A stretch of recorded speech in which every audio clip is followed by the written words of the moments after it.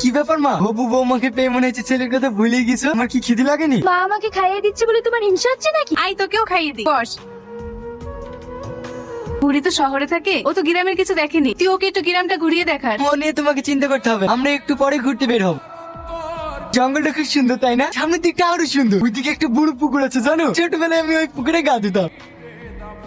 তুই না গাছটার দিকে তাই কি ভাবছো? জানো এই গাছটার একটা ইতিহাস আছে। আজ থেকে 12 বছর আগে এই জঙ্গলে রাক্ষস থাকতো। তোমরা সবাই শোনো, প্রত্যেকটা জায়গা তন্ন তন্ন করে খুঁজবে, একটা জায়গাও যেন বাদ না যায়। ঠিক আছে বড় ভাই। বাঁচাও বাঁচাও বাঁচাও বাঁচাও। মোড়ল সাহেব, এই আওয়াজটা তো তুফানের মতো মনে হচ্ছে। আওয়াজটা কোন দিক থেকে আসছে? মোড়ল সাহেব, এই দিক থেকে। তাড়াতাড়ি চলো সবাই। এই চলো, চলো, চলো, চলো,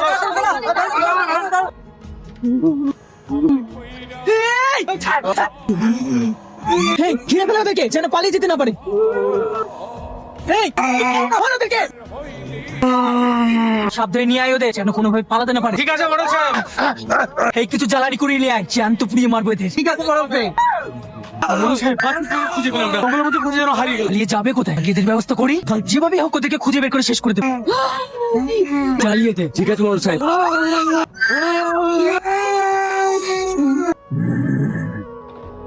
কি হলো তুই না এসো। হ্যাঁ আসছি। কি বাবা, তুই এখানে? রিয়াজকে কি স্বীকার করতে পেরেছিস? না, আজকে তুমি জানো মনে আছে ভাই, আজ থেকে 12 বছর আগে যে লোকটা আমাদের বাবা মাকে জ্যান্ত পুড়িয়ে মেরেছিল, রিয়াজ সেই লোকটারই ছেলে। কি? তুই কি করে জানলি? আমি রিয়াজের সঙ্গে ওদের গ্রামে গেছিলাম, আমি ওখানে সবকিছু দেখে এসেছি। তাই যদি হয় তাহলে শপথ কর ওই গ্রামের একটা মানুষকেও বাঁচতে দেবো না। রাখতাম তোরে তুই